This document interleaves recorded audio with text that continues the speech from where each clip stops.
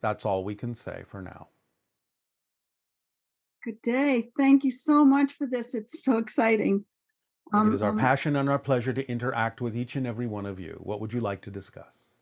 I want to talk about a paradox. Oh, please, by all means. Many years ago, when I first started meditating, I felt suddenly that I was not breathing, but I was being breathed by the universe through the top of my head. Yes.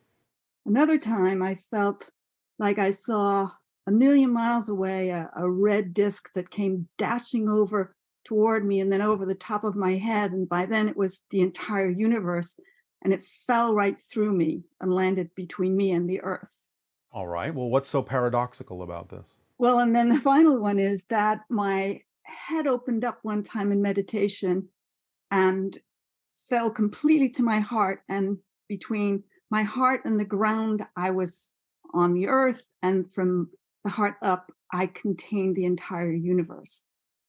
Yes, So, well, you do. You all do. You're grounded yes, in physical reality experience, but you do contain the entire universe because you are the entire universe expressing itself as a piece of itself. That's the paradox. You maintain the connection to all that is, yet at the same time you honor the reflection and aspect of all that is that you are as an individuated piece of it. I guess my question about it is that that if that is the case, which I know it is, I totally I know it is. Yes. How can I, like, if I'm having a problem with I beg your something. pardon, I beg your pardon, I beg your pardon. A problem? You mean a challenge, an opportunity to grow? Yes, yes. Well, then Well, if you're having a specifically, challenge and an opportunity to grow, where's there a problem? It yeah, depends on how you face it. It getting depends on how you define it. clarity. Clarity about what? Well, for one thing, I have in my entire career never felt like I've been successful at it, even though I'm very, very good at what I do. Isn't I that success, being very good at what you do? guess it is. I just have to be satisfied with that and not. And why aren't you? I feel like I should get paid for it. And why don't you? I don't know. Sure you do. What are you afraid will happen if you ask someone to pay you for what you do? What are you afraid Hmm. will happen? They'll send me packing. Why? Maybe I'm afraid I'm not that good. I know I am, but Ah, so this is an issue of your worth and deservability. yeah. Well, you understand that just by the fact that you exist, you're worthy in the eyes of all that is. Otherwise, you wouldn't exist because all that is doesn't make mistakes. And if you exist, you're worthy of your existence and being who you are and being true to yourself. Because to say you're not worthy and not deserving is to argue with creation. And I guarantee you will never win that argument. It is also very arrogant to say that out of all the beings in creation, I alone am unworthy. I alone do not deserve. That's actually arrogance. Yeah. What makes you so special that you would stand out as being unworthy when creation needs you to exist? Otherwise, you wouldn't. So, are you not worthy on the face of your existence? Yes. Then stop worrying about it. You can be fair. You're always going to check yourself to make sure that you maintain a balance. But if there's no real exchange for what it is you have to do, what it is you have to give, then there's no balance. There's no fairness. There's no exchange. So, what is wrong with having some degree of exchange that represents the idea of the worth of your gift that you have to give? I'm not saying you always have to charge for it, but it's all right to do so if you maintain a balance and an equality in the exchange. Hmm. Yes? Yes. So, do you feel more comfortable doing that? Comfortable, like asking for money. What is it that you do? What is your passion? What are you Well, doing? right now I'm painting, and I'm also Painting. writing. And I wrote a Painting. book, and it's just Right. never gone anywhere. That's all right. The experience of writing the book is what counts. Do you understand? It's the Yeah. experience that allows you to grow. You're insisting on a particular outcome that may or may not be representative of what you actually need in life. Mm. So this is why we're talking about the difference between persistence, which is really just continuing to be willing to act on the path of your passion, and insistence, which is a forcing your will on what you think should be the outcome that represents something when in fact it may not represent that at all. And being all right with the idea of how things are unfolding, how things are coming out, and staying in a positive state no matter what happens so you can get a benefit from it, and realizing that it is the experience itself that is the worthwhile thing, not necessarily the way you think it should play out, because you don't really know what the ideal outcome actually should look like. You don't. No. Your people make you think you do. Your culture makes you think, well, if you write a book, it should be a sparkling success. Who says? Maybe the writing of the book, maybe the completion of writing the book is the sparkling success, and that's enough for you. Now, I'm not saying other things can't happen, but you're putting too much emphasis on the idea of the outcome as opposed to the experience that you're having in the process. Because I did enjoy writing it a lot. all right, and if you completed the book, that's a success. If you even started writing the book, that's a success. You know how many people on your planet want to write a book and don't even start? So, even writing the book is a success in the measure of many people's eyes. So, start broadening your explanation and definition of success. Success is being yourself. Success is learning the lessons you wanted to learn and acting on your passion, giving you those lessons. Don't focus on the idea that just because your passion comes in a certain form, that that particular form has to come to fruition. That's not always the case. It's the doing of the thing that is the necessary thing, the important thing, the thing that helps you grow. You don't know what that skill is going to bring you in the future. It may come in handy later. You may write something else and it may go where you think it should go. But again, it's not about that. It's about the doing of the thing that is representative of your passion. So many people on your planet are not willing to act on their passion. The fact that you're willing to act on it is a smashing success in our eyes. Thank you. I've always tried to act on my passion, even before I ever heard what you said about it. Then that's a success, because so many people on your planet never do that. They have hopes and dreams and they never act. Remember, action is the language of physical reality. So you're speaking the language. Many people don't even build up the courage to speak the language that they know would be the language of their truth. They never do the thing at all because of their fears that it won't be a success, it won't do this, it won't do that. If it doesn't do that, I'm a failure. Blah, blah, blah, blah, blah, as you say. Hmm. It's the doing of the thing that is successful, and the learning while you're doing that is the true success. Whatever it is that happens with it, whether people buy the book, whether you become a millionaire, whether you only sell one copy, you know the reason why you wrote the book and the success you got out of doing so, the lessons you got out of doing so, what kind of a person it made you to do so, what it strengthened within you to do so, how it opened up your imagination to do so, how it improved your communication skills to do so. Yeah. Maybe it's not even about the fact that the book sells, but the idea of your imagination opening up, your communication skills improving, that will come in handy later in life in a way that will allow you to look back and go, oh, I see. It's not about the fact that the book sold or didn't sell. It's about that now that I'm in this situation, writing the book gave me the skills I need to really accomplish what I'm accomplishing now. Everything's interconnected. Everything's in orchestration. Don't put so much pressure on yourself about the way you think things are supposed to unfold or come to fruition, because you really have no clue what the ideal outcome is yet. Yeah. I'm always hoping I'm doing what the universe that I felt inside me wants me to do. It's not about the universe wanting you to do anything. If the universe wants anything, it's for you to be yourself and decide what's true for you and follow your passion. Because passion is the universe talking to you. It is your higher mind sending you messages saying, this is the next step. That's why you feel it that way. That's what passion is. It's a message vibrationally delivered by the higher mind and all that is, saying this is who you are. Your body interprets that message as the sensation you call passion and excitement and creativity and love and action. So by acting on your passion, you are listening to your higher mind, you're listening to the universe, you're willing to believe it's guiding you.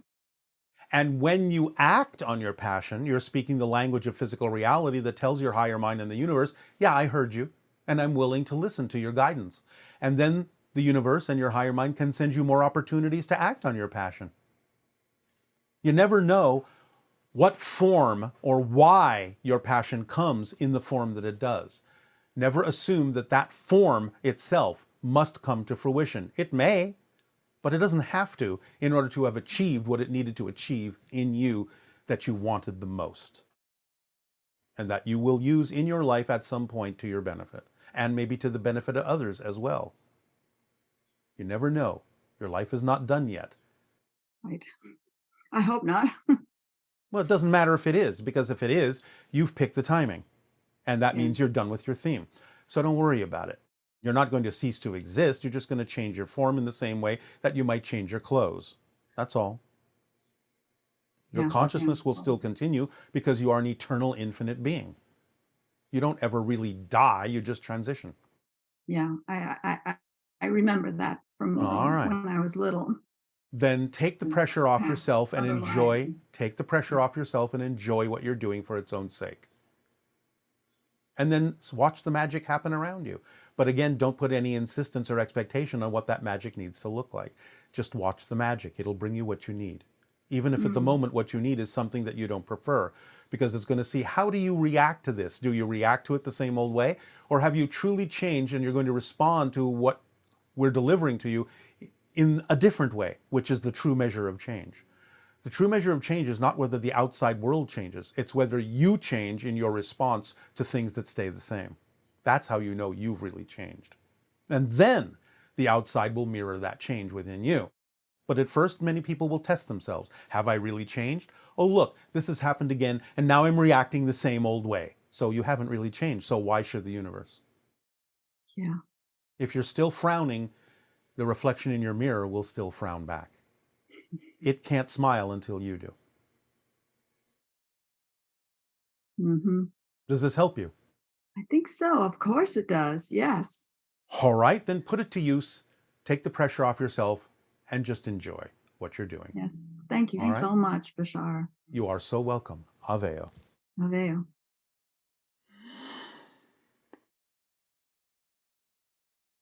My second question is, I am keen to bring in education-related solution to the earth to free up the kids and the children from the system where we having the system that talk out children from knowing themselves, trusting their intuition. I'm keen to do that. It's really worthwhile. We do it from kids. I think it's very meaningful. Can you give me some idea and inspiration? How should I get started? And am I support in doing this? Thank you. Of course you are supported in many ways in doing this, and we have talked about this quite often. The basic steps to take are creating with your own imagination and creativity safe environments in which children can learn the consequences of the choices they are making before they make those choices in what you call the outer world, the real world, so that they can learn the connection between choice and consequence.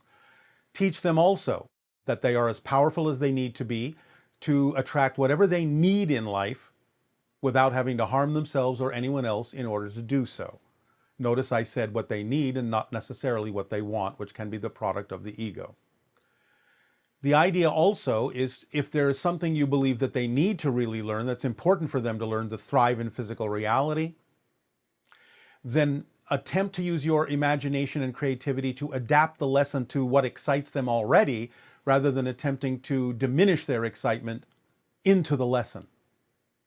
And finally, teach them the formula that we've shared with all of you so they understand that they are self-empowered beings and that they can grow into adults that can make positive, conscious choices that have positive, conscious consequences, and to be of service to all of those in the world by being themselves, their true selves.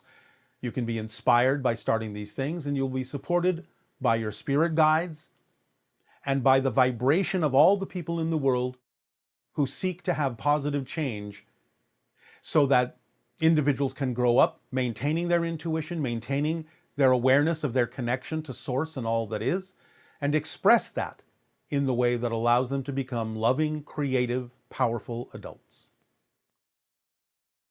Good day, Bashar. And good day to you. Bashar, I'm very grateful for co-creating with you today. As are we, in deep appreciation for this co-creation with you as well. Bashar, I have a few questions. My Yes. first question is, I had an experience in January 2013 when I was flying to China. It had been some time since I traveled. At this point in my life, I was very into UFOs, the end of time, extraterrestrials. And during that flight, I looked out the airplane window when most of the passengers were sleeping. And I really wanted to see a UFO. And as soon as I made that wish in my head, a ball of light appeared not too far away from the airplane. All right. This sphere of light moved in different directions for a few seconds and disappeared. All right. Oh, Bashar, I was wondering if you could elaborate on that. Well, what's to elaborate? You asked for something and it was given to you. Yes. So, did you do something with that energy? How did you apply that in your life? How did that change you? That gave me confidence and validation of, at that time in my life, of the things that I believed in and the things that was into. All right. And that means now you know that it exists rather than just believing that it does. Yes. That's a big difference. Yes. All right. But I remind you that in a sense, what you said is a little bit backwards. You had the confidence and the validation in your consciousness, which is why you simply asked for a reflection of the validation and confidence that was already there. And that's why it was given to you. Love that. All right. Bashar, Yeah. I have another question, which is actually more recent. Yes.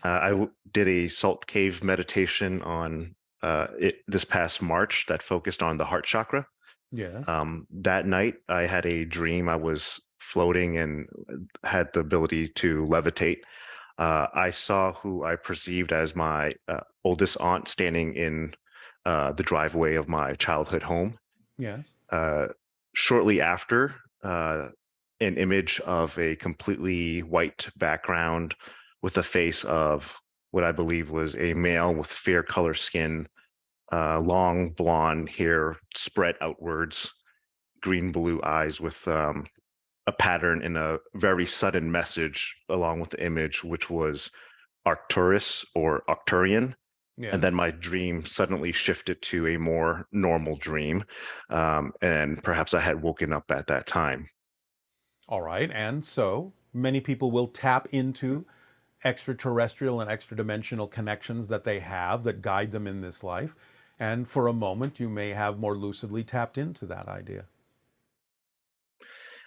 I had every intention of attending your recent event, The Gate, which happened 2 days afterwards, and I experienced a tremendous amount of synchronicity after finding out that one of the channelings that you had done commented on the Arcturians having a vibration which serves as the gate, which synchronistically I had that experience. And yes, it allows you to remember more of who you are in this physical reality so you don't forget as much. It's like a stabilization frequency that allows you more opportunity to maintain a connection to those extraterrestrial and extra-dimensional sources as you live this life. Does it mean that I have a relationship with those beings? Yes, you've made a connection. You've made a relationship to guide you, as most people on your planet do, whether they're aware of it or not. Hmm. Okay. Bashar, the idea of a higher self, it's something that I've been interested in, and incarnating as a soul here on Earth. Am I having experiences elsewhere at this time? Well, yes, but it depends on what you mean when you say the word I, because you, on the physical level, are this personality. Your higher mind is simply the non physical part of you that remains in spirit. You are a projection of a piece, shall we say, a part of your greater being into this dream that you call physical reality.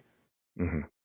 Now, the greater you, yes, Hmm. may be having many different experiences incarnationally or in spirit, so on and so forth, because there are many different levels to every single being. So if you are saying, am I having other experiences? It depends on what level of I you're coming from when you say that. If you're coming from the physical level, then no, this physical being is having this experience. But if you're coming from the idea of the greater soul, the oversoul, then yes, you as an oversoul are having a multitude of experiences simultaneously. Would I tap into some of those oversoul experiences perhaps in a dream state? Oh, absolutely. And even in a waking state, you do it all the time, but you may not recognize that you're doing it. You're connecting to parallel reality versions of yourself, other incarnations of the oversoul that you belong to as well, and you're downloading information and experience as you need it, plugging in and out without necessarily knowing that you're doing that. It's an automatic function. You don't always have to know that that's happening. Hmm. Because many times you may have an inspiration or a thought. It may be because you're tapping into that parallel reality or a different incarnation or another dimension of reality that another aspect of your greater being is experiencing. You don't always have to know where it's coming from, because the only things you will need to know are, how does it serve you in this particular experience? How can you use that inspiration here and now? Just as other aspects may be doing the same thing with you. Whatever experiences you are having in this physical reality may be serving other aspects of you and other beings entirely, by them connecting to you and downloading your information and experience that you're learning in this life. So it's a constantly dynamically changing internet of exchanges and vibrations and resonances that are constantly going on, constantly communicating between a multitude of different ideas and incarnations and experiences of your greater self. Thank you, Bashar. Oh, you're welcome. That's just the way it is. I had nothing to do with it. With that greater oversoul, or does that mean I'm sort of this smaller soul that has been kind of Yes, you're an distance apart, and then yes, you are an will? individual. And now the separation is an illusion, but you are creating the experience of the separation for your own purposes. So yes, you could say you are an extension, a single soul extension of the oversoul, which can be looked at as a gathering, a multitude of souls in one being. And other extensions may be having other incarnations and so on and so forth. Some of them may be contemporary with you and many of them may not be. Some of them you may know in life and some of them you may not. So some of them may overlap with your time frame and many of them may not. It just depends on the purpose for that particular aspect of the oversoul having that particular incarnational experience. But that's another story. Mm. For right now, yes, for practical purposes in your language, you are an individuated soul that then splits into what you call the non-physical higher mind and the physical mind in order to guide yourself through this physical dream. Hmm. And what you learn feeds back to the soul as the spirit that is particular to your personality, and thus the soul grows from learning all of the things that you are learning by having this physical experience. And when I'm no longer in physical reality, will all of my experiences feed into this oversoul? And Yes. I'm curious as to how Well, they're what I feeding into it perceive. right now. They're feeding into it right now. Hmm. Well, let's look at it this way. Use this analogy. You have some memories of being a child, yes? Yes. they still feed into you as an adult. Even though you don't necessarily experience them in the same way anymore, you can always call upon those experiences because they're always a part of you. So it's kind of like that. Mm-hmm. You could say the oversoul is the adult version of what you are right now. Mm. Bashar, I have a question about. This is your final question. Okay. I had a very vivid dream after purchasing the contact crystal, and I actually had asked this question a few years ago, and there was what I vividly saw as rainbow DNA across the sky, and you had commented on that being a portal, and I was able to change my vibration to be able to perceive that. Yes. And next to that was a very shiny metallic spaceship, and you said that that DNA represents my relationship to those on that ship. Yes.